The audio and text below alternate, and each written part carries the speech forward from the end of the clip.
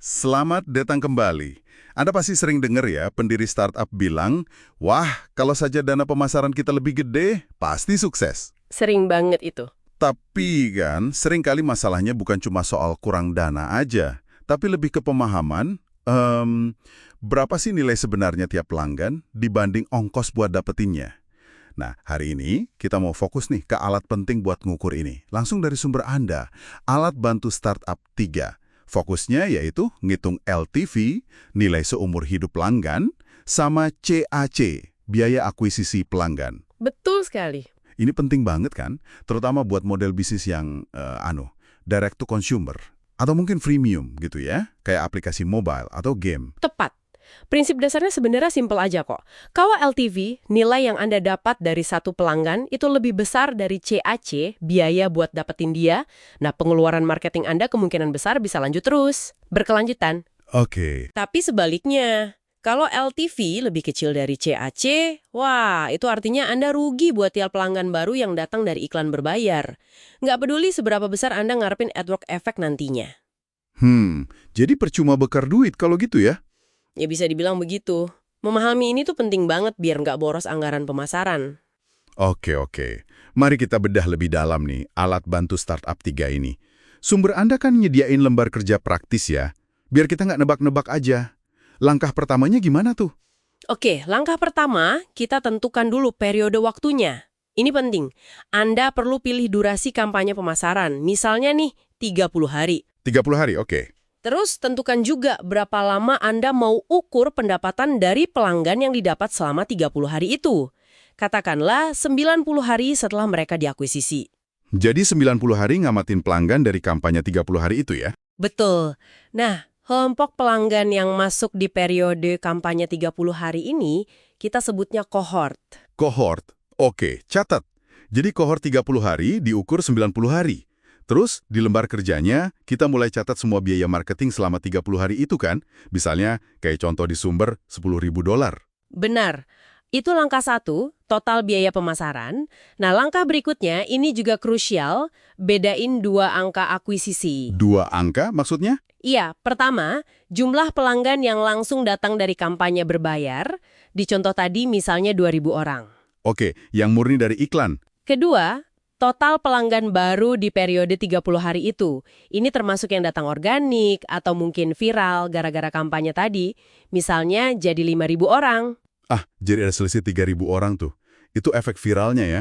Di sumber disebut bisa dihitung jadi koefisien viral. 5.000 bagi 2.000 jadi 2,5. Tapi ini opsional katanya. Betul, itu menunjukkan seberapa nular produk Anda. Dan perbedaan antara 2.000 sama 5.000 ini penting banget waktu kita ngitung CAC. Oke, gimana ngitungnya? Ada 2 CAC jadinya. Pertama, CAC per pelanggan berbayar. Itu ya gampang, total biaya $10.000 dibagi 2.000 pelanggan berbayar.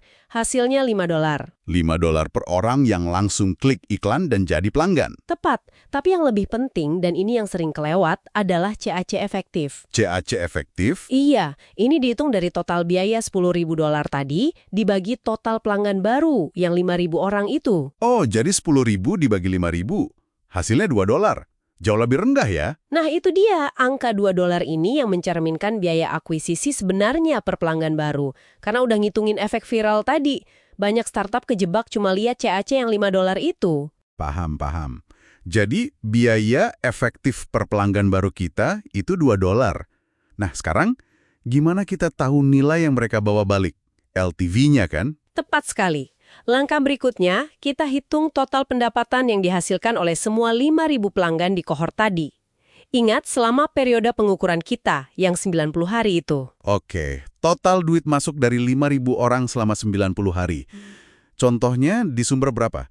$15.000 ya? Iya, misalnya $15.000. Berarti LTV-nya tinggal dibagi aja ya? Total pendapatan $15.000 dibagi total pelanggan 5.000. Jadi? Yap, $3 per pelanggan.